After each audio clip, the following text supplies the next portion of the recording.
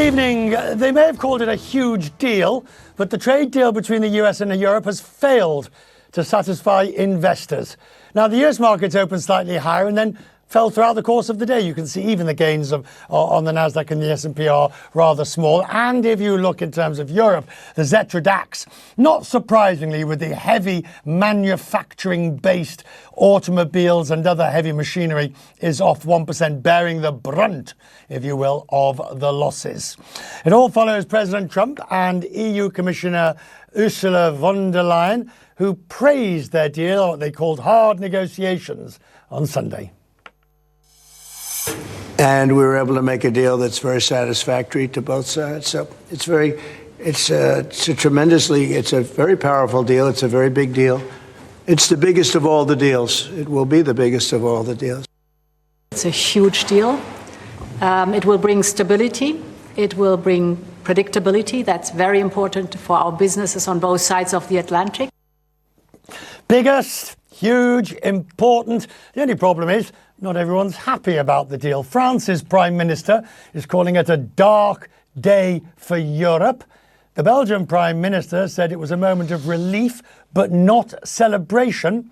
And the chair of the European Parliament's Trade Committee said the deal has concessions that are difficult to accept. All told, many are still happy the continent avoided 30% tariffs that Mr. Trump had threatened, including the owner of a vineyard I spoke to in Bordeaux about a week ago. I am very, very worried. It could be a total disaster because nobody would accept taxes at 30% more. I was with an American man who owns 50 wine shops in New Jersey, and he told me for him also it would be a disaster. Now, that was before we knew what it was going to be. Some business groups are cautiously optimistic. There's Frederick Persson, of the President of Business Europe. He joins me now from Brussels. Good to see you, sir. All right, 15% gives you certainty. That much I accept. But is it a number that's going to hurt European business? Thank you, Richard. It is a number that will hurt both the US and the EU economy. But what would have hurt the economies even harder would have been a full-out trade war. And I think that is what we've avoided. But I think we need to be clear with that we are in a far worse position than we were a year ago and where we were ahead of April 2nd. So is really, am I being cynical when I just simply say, you know, the old joke, it's just a question of the price? That was always what this was going to be. It was just a question of, from the Europeans, how low, from the Americans, how high. I think it's also about the way you look at trade. So I think, of course, 15 is better than 30. 15 is worse than 10. But then again, what would have been even better is that we would have taken away all tariffs. And I think that would have boosted the US economy and that would have boosted the European economy. The challenge for Europe and for my members, we have 25 million companies as members, is the lack of growth in Europe.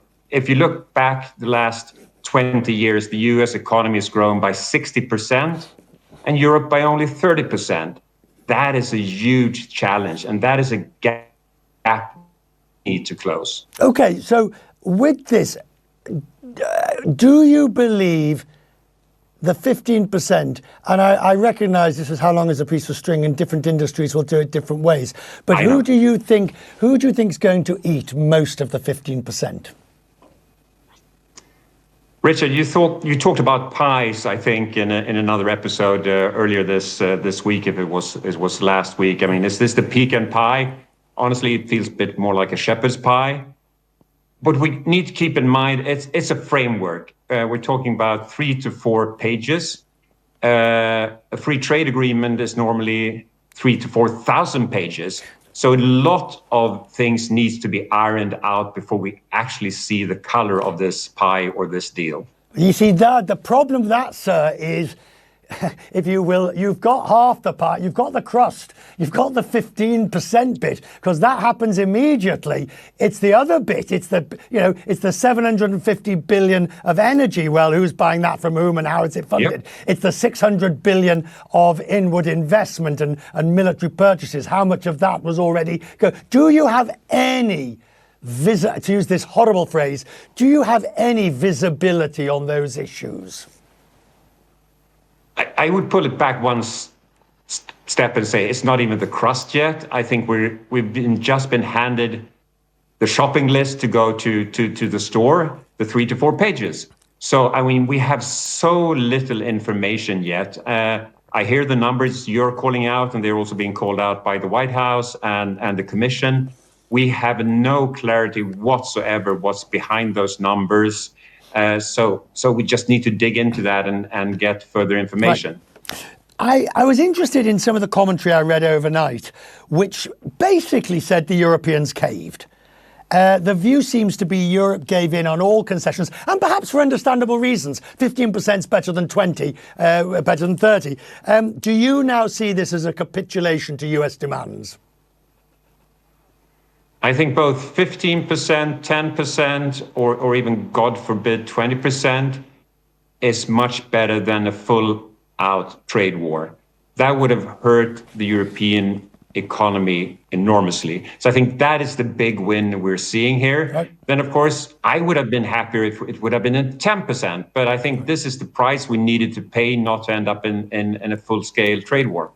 I promise you, sir, next time I'm in Brussels, I will buy the pie. You just have to choose the flavour. Thank you, sir, for joining us tonight from Brussels. Jeff Zeleny is with me. He's in Scotland. What magnificent weather you must be having there. And what a gorgeous evening in the Scottish capital. So, I mean, for everything I'm reading and what you're seeing, Donald Trump rightly can claim this as a victory.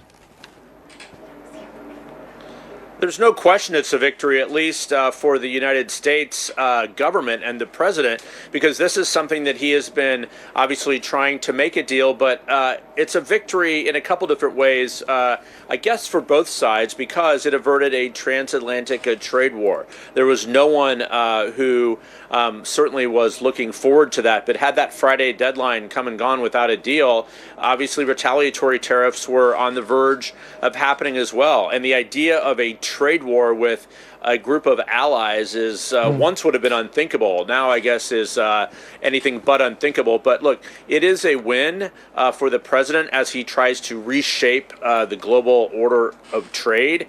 But for American consumers, buying autos, buying perfume, buying a variety of things, they are going to be paying more. So it's going to take a while for this to settle in to be able to really declare it a victory. But in the short term for President Trump, getting the European Union, which he has long railed against, as you well know, it's a win for him, sure. Do you think they regret giving 10% to the UK? Or was the significance of that 10% early on, it set an agenda which he was able to parlay into greater things? I think it could be the latter. I think it could be the 10%. It was the floor. Now it seems like 15% is the floor if you look at Japan and you look at the European Union as well. So that 10% may have gotten onto the 15%. But look, there's no question that President Trump also works on relationships with leaders. And he has found and developed a very warm relationship with the British Prime Minister, Keir Starmer. You can see that along the way today. They've not known each other for very long, really. They met for the first time in February when Mr. Starmer visited the White House. But I've heard no regrets of the 10%. I think that was a way to get to this current percentage here. But the bigger question is long term. Does this encourage other countries to also make a deal? It might. Finally, you followed this closer than I have, but I've certainly watched Donald Trump on tariffs over the years. He's got what he wants. And I don't mean that, and I'm not saying that in a begrudging sense. I'm saying it he always wanted tariffs. He never wanted free trade. He always believed tariffs is a way of raising revenue. He has managed to do it. He has said basically no one's going to have free trade.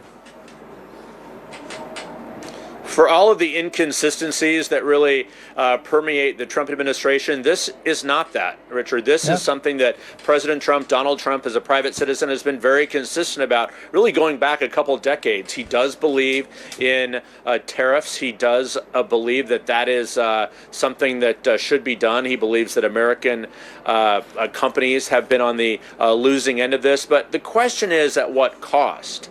And the relationship with allies and things, there's no doubt that it's been somewhat bruised. Yet at the same time, when Donald Trump comes to Scotland for basically a golf trip, you see leaders rushing to get an audience with him, because there is some type of unpredictability that comes with his style of government. So that's what the EU certainly was looking for. Not the best deal, but it's some certainty that it had been missing.